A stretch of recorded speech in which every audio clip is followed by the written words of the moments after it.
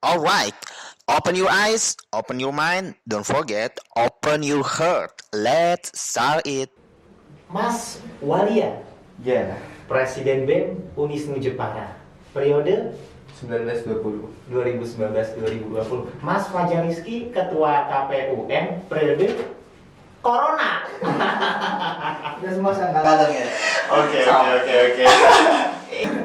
Saat ini kan situasi pemilu ya Mas ya. Iya. Gua mau ngebahas nih sama lu mengenai tentang sebenarnya demokrasi di kampus kita ini seperti apa sih dari perspektif lu? Kalau kita membahas soal demokrasi, artinya kan kita membahas tentang sistem pemilihan Iya benar. pemimpin. Di sini ranahnya mahasiswa, berarti pemimpin mahasiswa. Dalam demokrasi kan dari rakyat oleh rakyat kan. Iya.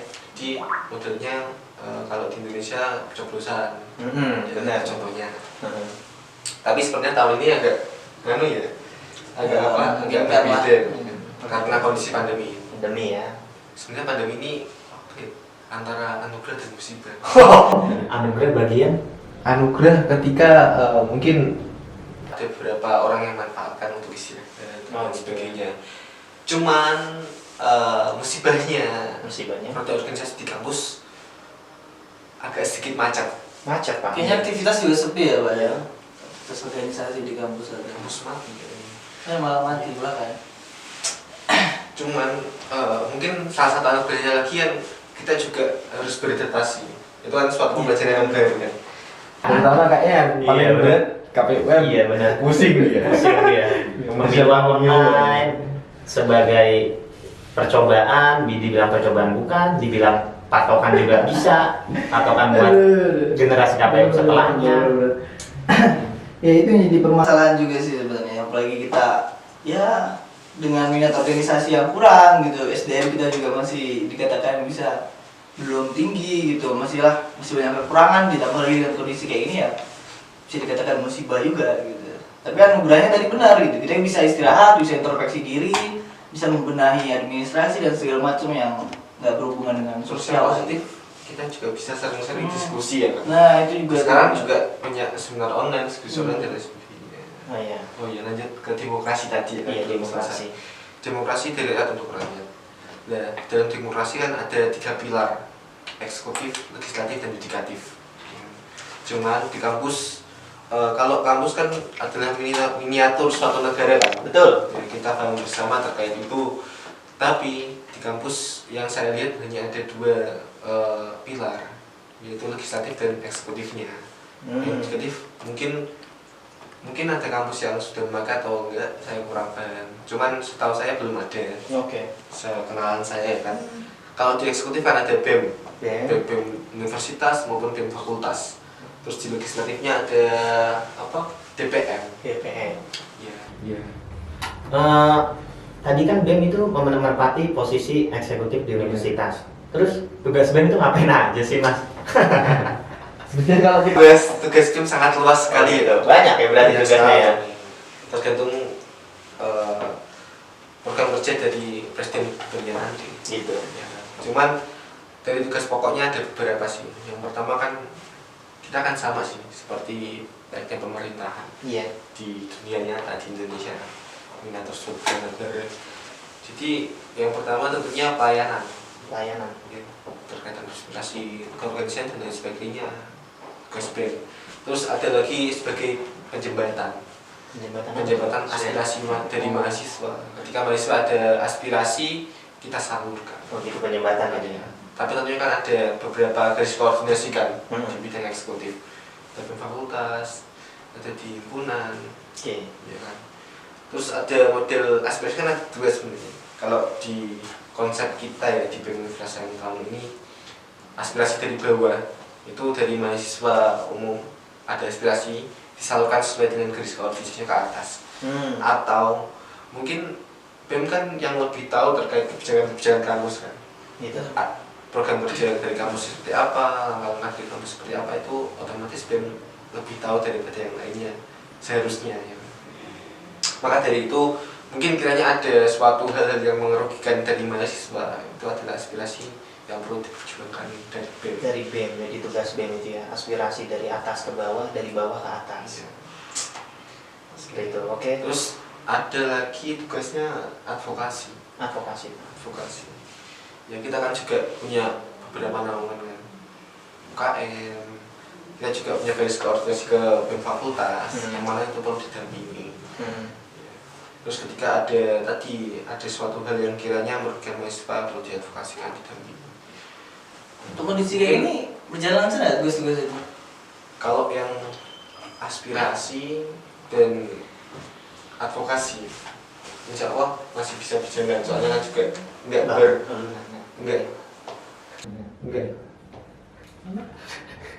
apa? Terus, oke, terusin Ngomong aja. apa? Terusin, enggak. Enggak berupa kegiatan fisik ya kan. Mungkin hanya beberapa orang yang mengadvokasikan ke kantor-kantor pimpinan terkait. Jadi insya Allah alhamdulillah masih berjalan, cuma berjalan. kurang maksimal saja. Gitu ya. Antara efek pandemi dan juga dari internal komunitas. Ada biasalah permasalahan umum dari organisasi kan apa sih, seleksi alam ya. Seleksi alam. Bener nggak? Bener.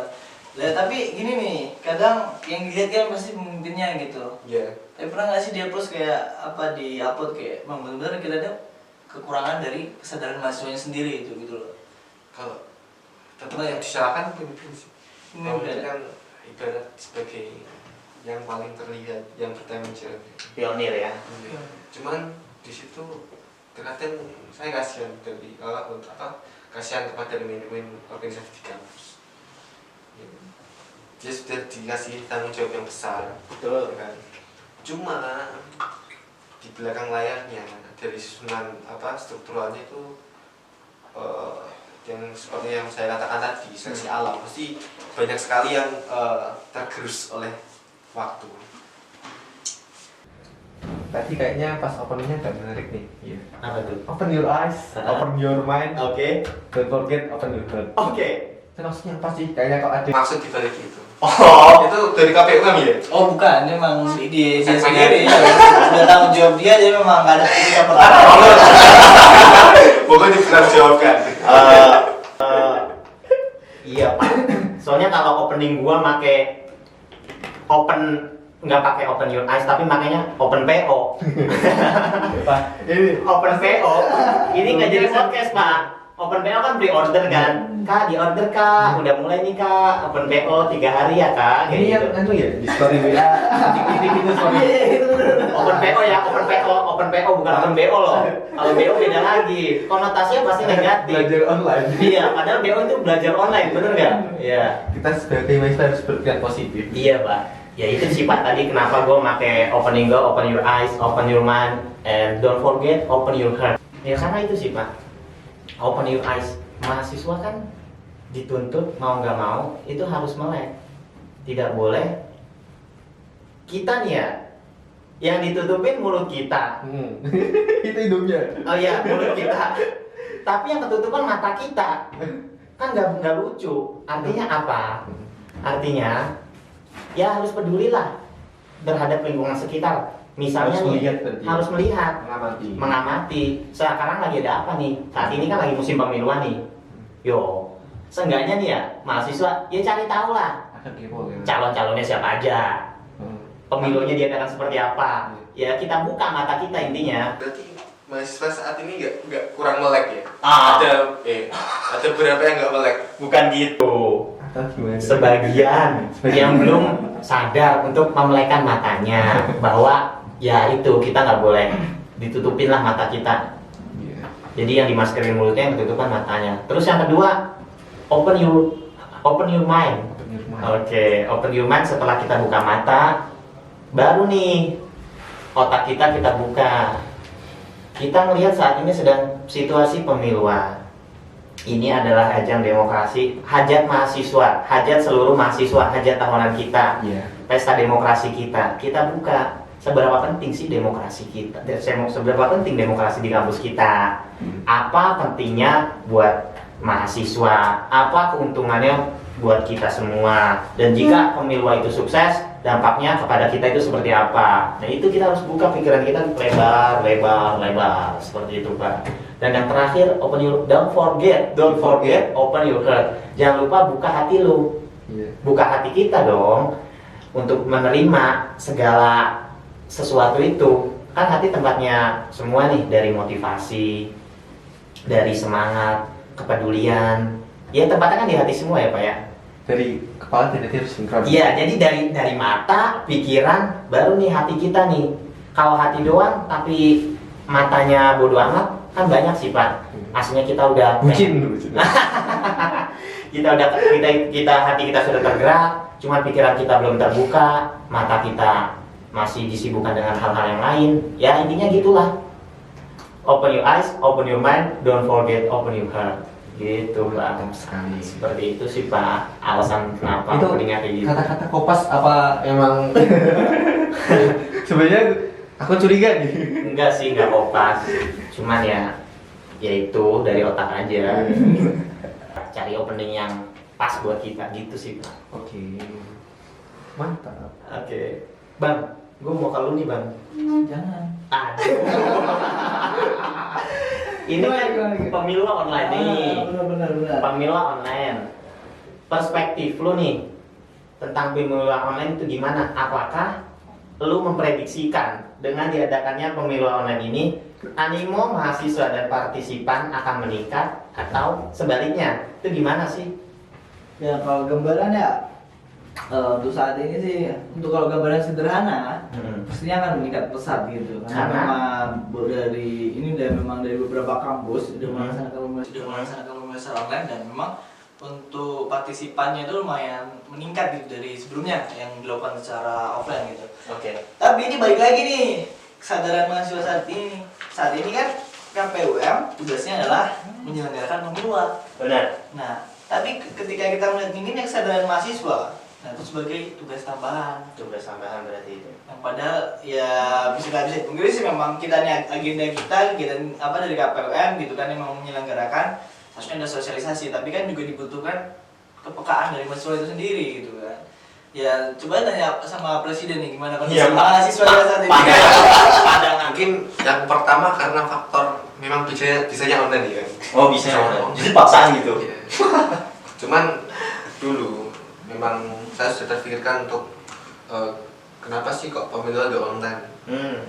Melihat kondisi masyarakat saat ini kan, mereka kan paling suka dengan kemudahan. Semuanya dimudahkan. Ketika pas waktu dari jadwal kuliah, ketika kita disuruh ke kampus untuk nyoblos kan juga ogah-ogahan nyoblos saja, berarti kan seperti itu. Maka dari itu mungkin dulu terbesit kenapa kok gak online sekalian, kan gitu sih.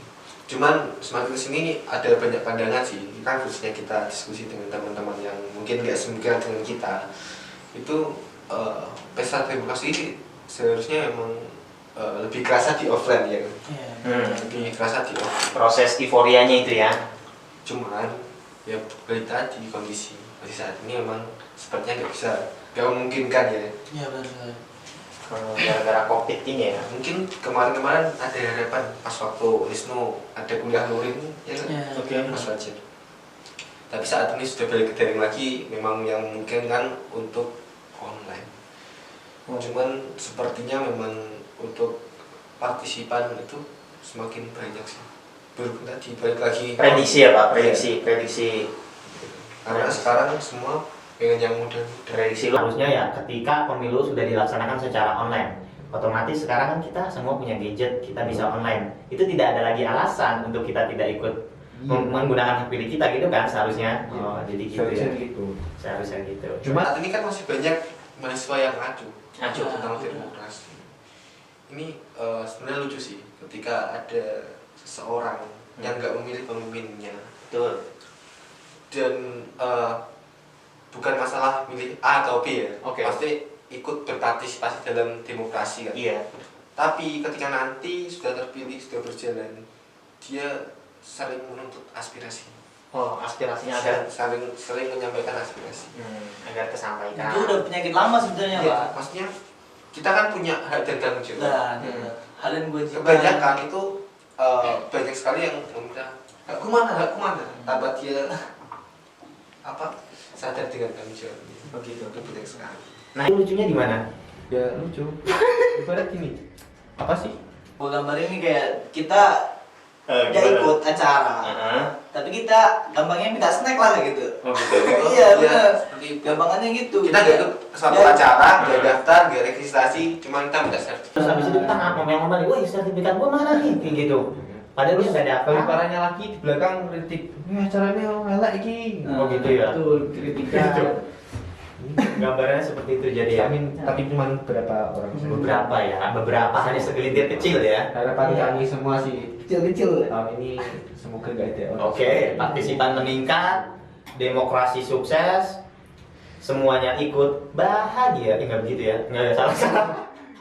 Intinya demokrasi tahun ini sukses. Ya, indikator dari pemilu sukses kan partisipan itu meningkat, partisipan tinggi. Dengar-dengar kan dari data-data KPUM tahun lalu kan ya, Iya. itu partisipan pemilu yang menggunakan hak pilihnya itu hanya berapa persen? 10% ya? Iya. Dari keseluruhan mahasiswa. Kalau dari tahun lalu mahasiswa dengan jumlah 6.200 itu yang nyoba sekitar 780. 780. Wow. Ya, 11 atau 12% lah. Oh, Jadi masih sangat minim gitu loh. sangat dikit ya. Nah ya makanya itu yang jadi kendala KPM saat ini gitu. Saat ya kita juga harus memperbaiki kinerja kita. Terus juga kita harus menghadapi kondisi. Terus juga harus ditanggapi dengan untuk ya mensosialisasikan lah untuk ke masyarakat tentang pentingnya pemiluan ini. Oh gitu. Sebenarnya itu kan bukan tanggung jawab sepenuhnya ya, karena Iya. pemiluan ini kan agenda kita bersama gitu. Hajat kita Iya. semua.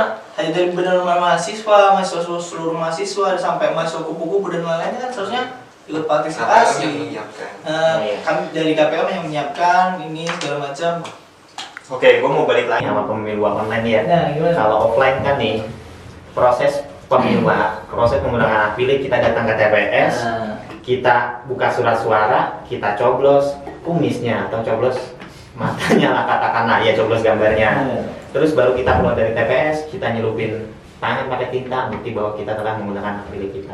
Terus, ini pemilu online nih. Dengar-dengar dana KPUM sebanyak 12 juta, itu 70%-nya dialokasikan untuk surat suara. Benar nggak? Bukan hanya suara-suara, Iya. tapi agenda pemilu gitu. Iya, 50% ya Iya. untuk surat suara lah ya.